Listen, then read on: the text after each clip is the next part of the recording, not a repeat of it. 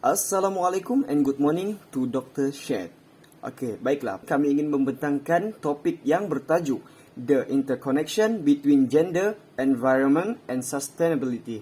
Baiklah, sebelum tu suka saya perkenalkan siapakah pembentang pada kali ini, iaitu saya sendiri Muhammad Nazrul Naim bin Muhammad Azman, diikuti oleh saudari Siti Janaria dan seterusnya adalah Siti Nur Fatihah binti Wasimin. Baiklah, kita pergi. Apa itu gender? Persekitaran, pembangunan dan kemapanan. Baiklah, definisi gender di sini adalah gender ialah satu status yang dicapai dan dibentuk melalui proses psikologi, budaya dan sosial masyarakat setempat menurut West dan Zimmering pada tahun 1991. Menurut Raslan Ahmad 1990, hubungan gender adalah satu kesamaan dan ketaksamaan antara peranan dan penggunaan tenaga kerja lelaki dan wanita.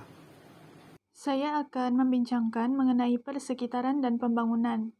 Terlebih dahulu, saya akan mendefinisikan konsep persekitaran. Menurut Rahil dan Habibah, persekitaran atau nature adalah segala rangsangan yang mempengaruhi perkembangan individu. Manakala menurut Kohn pula, persekitaran adalah jumlah semua keadaan luaran yang mempengaruhi perkembangan, terutamanya kesan pembelajaran. Secara umumnya, pembangunan boleh didefinisikan sebagai transformasi ekonomi, sosial dan budaya secara sengaja melalui kebajikan untuk strategi menuju matlamat yang diinginkan. Manakala kemapanan pula adalah pembangunan yang memenuhi keperluan masa kini tanpa kompromi dan kemampuan generasi akan datang untuk memenuhi keperluan mereka sendiri. Selain itu, mesti kita tertanya-tanya, apakah senario ataupun isu gender dan pembangunan yang berlaku? Baiklah, pertama adalah kesamarataan gender dalam bidang industri di Malaysia. Adakah wanita bersedia? Kerana pencapaian kaum wanita dalam pelbagai bidang kerjaya tidak lagi diragui dan bukan lagi satu isu baru di Malaysia, malah ada yang berupaya menandingi kaum lelaki.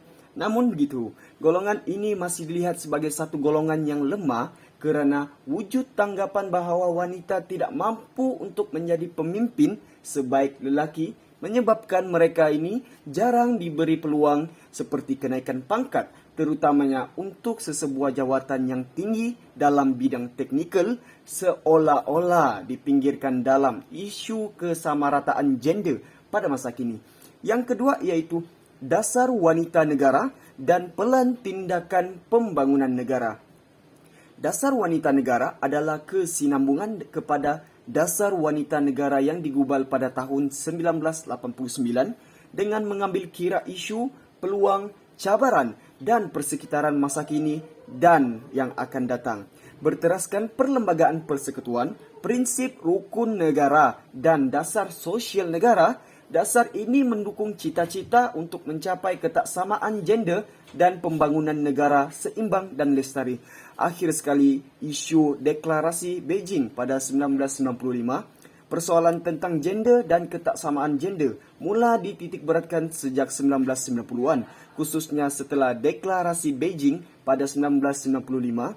Di Malaysia, tumpuan ke atas persoalan gender bukan sahaja didapati dalam wacana-wacana ilmiah, malah turut diarus perdanakan dalam rancangan Malaysia ke-8 iaitu pada tahun 2001 sehingga 2005 dan rancangan Malaysia ke-9 iaitu pada tahun 2006 sehingga 2010. Rancangan-rancangan ini berusaha menangani isu berkaitan gender, khususnya wanita bagi membolehkan wanita menggunakan potensi mereka sepenuhnya dan melibatkan diri dengan lebih berkesan kepada sebagai rakan dalam pembangunan bersama-sama dengan kaum lelaki yang lain selaras dengan wawasan negara melalui pelbagai rancangan, kekangan, perundangan dan institusi yang menghalang penyertaan kaum wanita. Persekitaran dan pembangunan. Persekitaran yang baik bertujuan untuk kesejahteraan penduduk bandar, dan ianya berkait rapat dengan konsep pembangunan lestari untuk pertumbuhan ekonomi. Namun, tidak semestinya sesebuah bandar itu mempunyai persekitaran yang mampan, kerana ianya telah banyak berubah sehingga menyebabkan persekitaran asli maupun yang sedia ada itu turut berubah menjadi persekitaran binaan. Pembangunan lestari ataupun sustainable development ini merupakan proses pembentukan satu persekitaran binaan dengan keadaan ekonomi, sosial, politik, dan persekitaran masyarakatnya sentiasa berada dalam kesejahteraan. Pembangunan ini mendasari hampir semua usaha pembangunan alam sekitar dan ekonomi sejak tahun 1980-an, yaitu selepas Persidangan Alam Sekitar Sedunia di Rio de Janeiro, Brazil 1992. Hal ini bertujuan untuk membawa masuk pertumbuhan ekonomi dan kesejahteraan alam sekitar supaya generasi yang akan datang juga dapat menikmati manfaat dari pembangunan yang dijalankan. Dalam persidangan tersebut, ianya dipersetujui bahwa pembangunan lestari memerlukan perubahan terutama dalam corak pengeluaran dan penggunaan di negara perindustrian, serta membentuk hubungan di antara utara dan selatan. Menurut Daly 1990, persekitaran dijadikan salah satu kepentingan kepada manusia dan alam sekitar.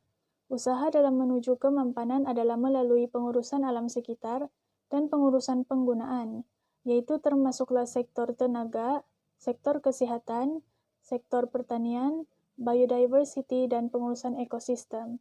Berkaitan konsep tersebut telah mewujudkan sinergi positif terutama dalam sosial, yaitu keamanan, keselamatan, dan keadilan sosial yang meliputi aspek kemiskinan dan kebuluran.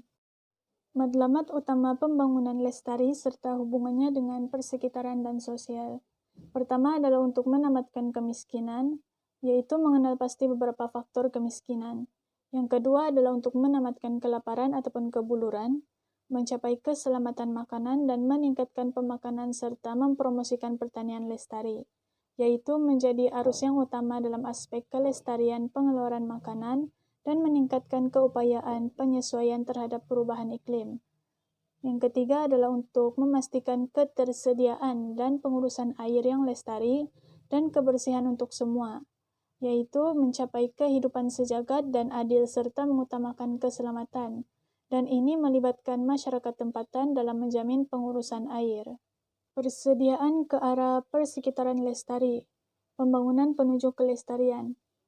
Konsep bandar lestari ini mampu membantu para perancang bandar untuk merancang terutama dalam aspek pembangunan bandar yang lebih teratur untuk kesejahteraan dan meningkatkan kualiti hidup penduduk.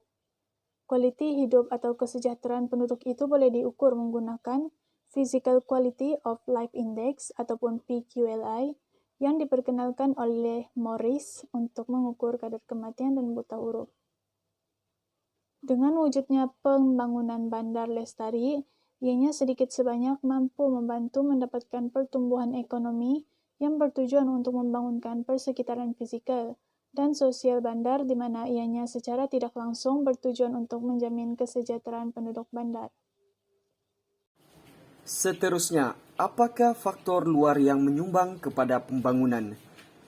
Terbagi kepada 3, yaitu sosioekonomi, tahap pendidikan, dan juga tahap kesihatan.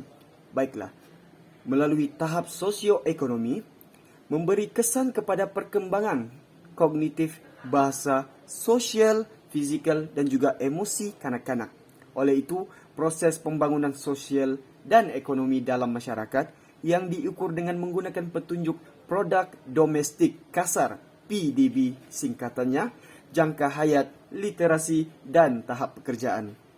Faktor luar yang seterusnya adalah tahap pendidikan. Tahap pendidikan menyumbang kepada pembangunan ekonomi negara, dan ianya telah dibuktikan melalui kajian Rahma Ismail yang memetik persamaan regresi dan sumbangan faktor kadar celik huruf di kalangan buruh, di mana fungsi pengeluaran dalam persamaan-persamaan tersebut yang memasukkan pendidikan kerana pengeluaran konvensional yang berasaskan kepada faktor modal dan buruh sahaja dirasakan tidak mencukupi dalam menerangkan output ataupun keluaran negara. Pemboleh ubah kadar celik huruf ataupun LIT mengukur tahap pencapaian pendidikan sekaligus menggambarkan kualiti buruh. Bagi faktor luar seterusnya iaitu tahap kesihatan, berdasarkan hipotesis produktiviti pekerja di mana individu yang lebih sihat mempunyai pulangan yang lebih tinggi terhadap input pekerja. Ianya dibuktikan melalui modal Finlay pada tahun 2005 di mana hasil daripada hipotesis awal dan kajian yang telah dilakukan menunjukkan bahawa kadar pertumbuhan bagi seluruh sampel negara rata-rata pada tahun 1960 hingga tahun 2000 adalah sebanyak 2,13%. China dan Korea yang merupakan pemegang status negara maju mempunyai kadar pertumbuhan tahunan yang tinggi iaitu melebihi 5%. Manakala kadar kesuburan kekal adalah tinggi daripada kadar kesuburan semasa bagi negara-negara kaya. Secara keseluruhannya, ini menunjukkan bahawa kesihatan memberi kesan signifikan dan positif terhadap pertumbuhan ekonomi. Baiklah, secara tidak sedar kita sudah sampai kepada penghujung perbincangan kali ini, di mana gender dan persekitaran adalah dua konsep yang penting daripada beberapa lagi faktor pembangunan.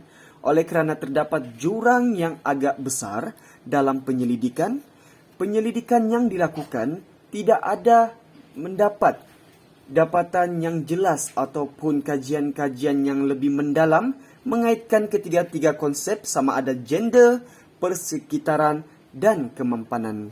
Sekian, terima kasih.